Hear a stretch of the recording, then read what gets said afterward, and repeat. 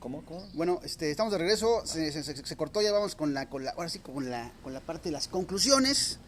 Eh, Zavala, Zavala tenía sus datos y nos quedamos sin datos, por eso se cortó. Pero bueno, pues sí, vayamos a la parte de las conclusiones. Todo esto que platicábamos, ¿hay algún tipo de mejora o de estrategia ciudadana que pueda realmente enfrentar esto? La gente está más unida, más desunida o más desunida que antes, la gente está más cooptada o menos cooptada que antes, la gente tiene más miedo, menos miedo que antes, la gente está más furiosa o menos furiosa que antes respecto al tema de la minería, porque lo que sí sabemos es que las mineras siguen siendo poderosas, ¿no? Siguen siendo mandonas, siguen siendo intocables, ¿no? Básicamente es lo que son las mineras en México. Entes intocables que pueden hacer lo que quieran. Y que pueden incluso responder a sus propias pues acciones, ¿no? Como pasó con el Grupo México en Sonora, ¿no? Donde derramaron lo que quisieron en kilómetros y kilómetros bueno, de gente viviendo ahí. No, lo que pasa en mineras como Nuevo León, pues. Ajá. Sí, no, y además porque las mismas mineras pues hacen sus propias reglas, ¿no? Entonces, frente a estos entes intocables, frente a esto que decíamos, o que esta como polémica que podemos tener de si es el Estado rebasado, es el Estado cómplice, ¿no? Pues tal vez sean los dos, ¿no? Porque bueno, si partimos del hecho de que la ley de consultas a los pueblos para el establecimiento de megaproyectos fue una escenificación de los mismos diputados y de bueno gente también ahí ¿no? de movimientos sociales que apoyaron este asunto y que dijeron sí va y con Obrador, y Obrador tiene ¿no? el pueblo de su lado y él va por el pueblo, cuando la ley pues, a todas luces se veía sesgada y se veía pues que estaba básicamente desactivando a las comunidades, y como lo dice ahora Juan Carlos, pues ahora esa misma ley es usada en contra de las mismas comunidades para que los megaproyectos lleguen, ¿no? Entonces a partir de ahí podemos hablar también que hay una complicidad, ¿no?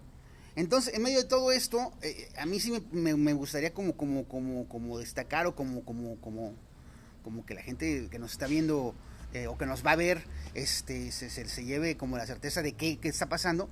Pues eso, de qué es lo que realmente está pasando. Estamos ¿ante qué? Estamos ante un informe que habla de violaciones sistemáticas a los derechos humanos, estamos ante un informe que habla de envenenamiento de mantos freáticos, estamos ante un informe que habla de una complicidad de los entes gubernamentales encargados bueno, de garantizar la ecología en este país como parte de todo esto. Entonces, pues sí, o sea, por más amargo o esperanzador que suene lo que está o lo que hay, pues sería bueno definirlo, ¿no? ¿Ante qué estamos? O sea, estamos ante una oposición fuerte ciudadana de los pueblos, frente a la minería. ¿Qué tan fuerte es siendo sinceros, este frente contra la minería? ¿Qué tanto pesa en las mismas comunidades? ¿Qué tanto pues influye en lo que va a venir, ¿no? Sí, bueno, comentar que para las comunidades del frente el territorio es la prioridad, la defensa del territorio.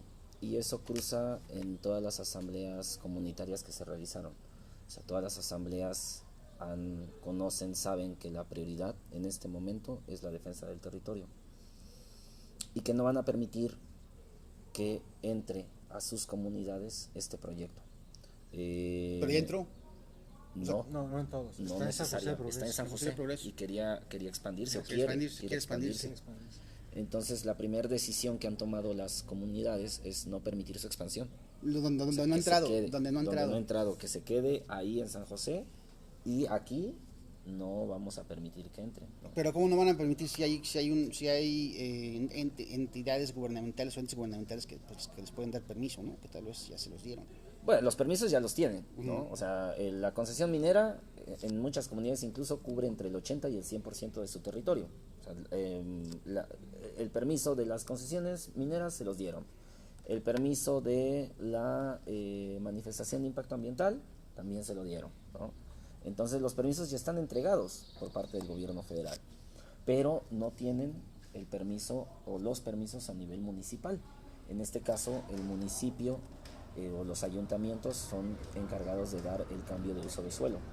No lo tienen Magdalena Cotlán, no lo tienen San Martín de los Cansecos, no lo tienen Ejutla de Crespo, no lo tienen Los Ocotes y el Vergel, no lo tienen Monte del Toro, ¿no? O sea, estos permisos más locales no han sido entregados por parte de las comunidades y tampoco tienen los convenios de usufructo de la tierra. Es decir, no se ha realizado ninguna asamblea ni ningún ejidatario tiene la autorización de celebrar convenios entre ellos y la empresa minera. Eso es condiciones que no sucedieron en San José del Progreso, ¿no? Cuando llegó el proyecto, la empresa empezó a acaparar territorio a partir de personas que compraban y vendían, y es por eso que tuvo acceso a la tierra. En este momento las comunidades están alertas y ya no van a permitir la compra, venta o renta de la tierra de personas externas a las comunidades. Esa también es una decisión que ya tomaron. Dentro de esto también está el Procede, ¿te acuerdas? Está el Procede y había otro, el Procede y Fanar.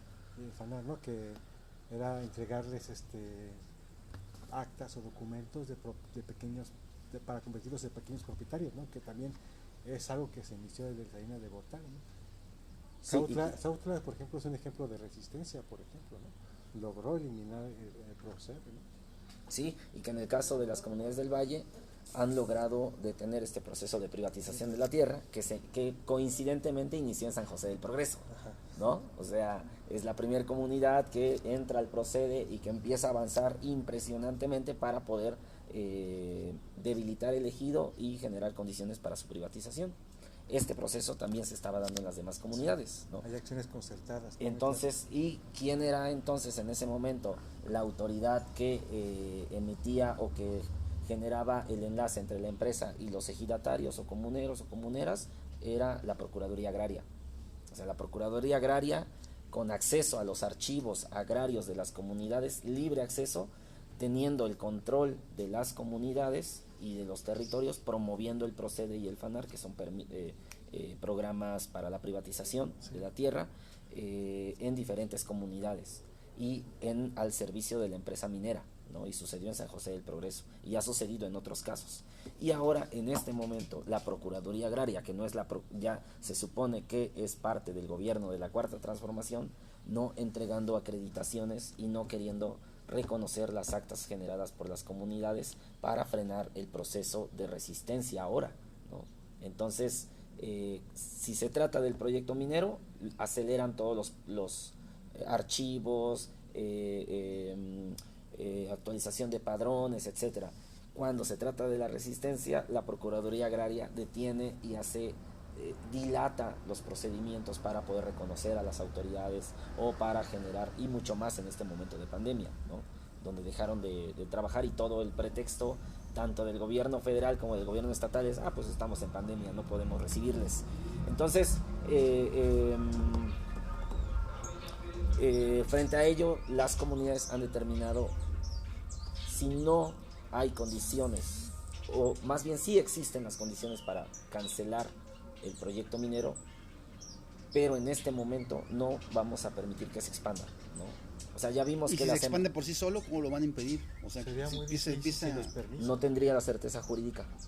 Pero pues no. O sea, porque además ya lo está haciendo, ¿no? Dentro de sus mismas instalaciones empieza a comerse terreno al terreno en el que no estaba, ¿no? Sí, pero es dentro de San José. O sea, está ampliándose dentro de San José, y cuando intentó hacerlo o cuando intentó invadir, porque era una invasión, los territorios vecinos de las comunidades realizaron visitas de 2016 a 2018, recorridos ahí frente a los operadores del proyecto para decir aquí no van a entrar. Porque estas 75 obras de 81 corresponden a un segundo proyecto que se llama San José 2, pero que está en el territorio de San José. Entonces, la única vía que ha funcionado para las autoridades municipales y agrarias es ir directamente y colocarse en el territorio y decir, este territorio pertenece a San Martín y aquí no pueden entrar, no tienen el permiso, ¿no? Y eso ayudó, sí logró frenar esos procesos de expansión o de exploración que ya estaba realizando la empresa en estos límites agrarios. Por supuesto, no estuvo exento de amenazas. por supuesto no estuvo exento de que estaban las autoridades en el recorrido y llegaban inmediatamente vigilancia de la empresa Vestidos de Civil, que eso también es bastante irregular, pero que llegaban una vez que las autoridades se colocaban en su territorio, y esto fue documentado por la Defensoría, por ejemplo, porque en cada recorrido se invitaba a visitadores de la Defensoría para que ubicaran que las acciones que estaban realizando eran apegadas a derecho y que más bien estaban generando una defensa frente a esa invasión. No ha habido otro mecanismo en este momento para frenarlo que la presencia de las personas en ese territorio, las movilizaciones que se han realizado en los últimos 2 o 3 años para exigir la no entrega de las manifestaciones, la no aprobación o autorización de las manifestaciones de impacto ambiental, que es una de las últimas vías o de las únicas vías que están funcionando en este momento, porque como ha sido en gobiernos anteriores, si no hay presión, no pasa nada, ¿no? Si no hay una presión fuerte, una presencia fuerte de los movimientos, una movilización importante, no hay ninguna respuesta por parte de las autoridades, ni estatales. Bueno, no voy a hablar de las autoridades estatales porque no tienen ninguna injerencia, sino más bien las autoridades nada más federales. Las autoridades sirven un poco para política, ¿no? Una injerencia política. Injerencia política y de fuerza pública también. Entonces está siendo de las últimas medidas de los movimientos. Está sucediendo también en el Transísmico, las comunidades están movilizadas del Istmo para frenar los trabajos, veremos qué sucede ahí, pero no se puede quedar solamente en términos de la movilización, ¿no? Se tienen que generar acciones jurídicas, ¿no? importantes, se tiene que generar acciones de denuncia pública, ¿no? Que la ciudadanía esté informada de qué es lo que está sucediendo en estos territorios, que tengan información confiable, verídica. Parte de ello es el informe, ¿no? Poder documentar todo lo que la empresa entregó con señas y fuentes propias de la empresa o propias de la Semarnat, ¿no? El informe está acompañado de una fuerte documentación en esos términos, y es decir, quiero llegar a que no basta solamente con generar recursos jurídicos, no basta solamente con la movilización, no basta solamente con la organización comunitaria, no basta con la incidencia que se pueda hacer con el gobierno federal, sino es un conjunto de estrategias que pueden contribuir a que efectivamente se hagan, se respeten y se hagan efectivos los derechos de las comunidades que están en los valles centrales, y no solamente de los valles centrales, sino de todo el estado de Oaxaca, donde está un proyecto extractivo en puerta, ¿no? O en un proyecto minero. Y por otro lado, sabemos ya ahora, a 3 años de este gobierno, que las condiciones políticas para la garantía de derechos y de la participación ciudadana no han cambiado. O sea, no hay ninguna acción por parte del gobierno, pese a que es un gobierno debilitado, pese a que hay una cooptación política del Estado. No hay condiciones diferentes a los gobiernos anteriores para la defensa del territorio, y en términos extractivos está sucediendo la misma situación que sucedía con gobiernos anteriores, que esto es, y traigo nuevamente a cuenta que estos megaproyectos sobrepasan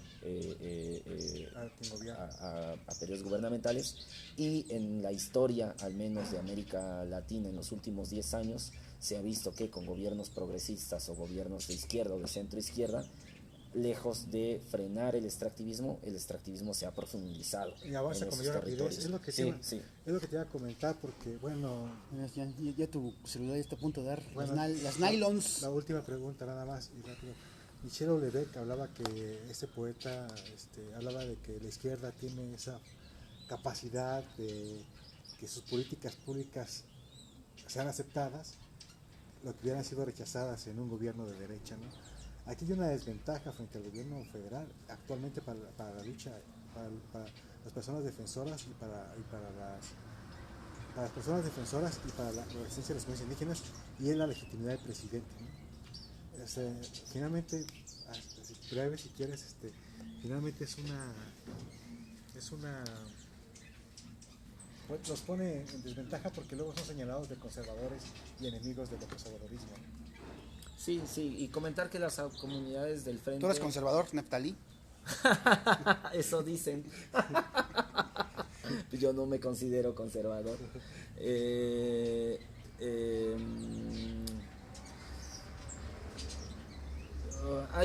estamos pasando por un momento muy complicado, los movimientos, sobre todo los movimientos de defensa del territorio. No es diferente a la situación de periodistas, ¿no? A de defensoras y defensores asesinados y de otras luchas por la búsqueda de personas desaparecidas. O sea, pareciera ser que la agenda de derechos humanos no es parte del gobierno federal, y pareciera que el gobierno federal, o no pareciera, más bien, su lógica de desarrollo va por la vía de los megaproyectos. No hay una diferencia sustantiva con anteriores gobiernos.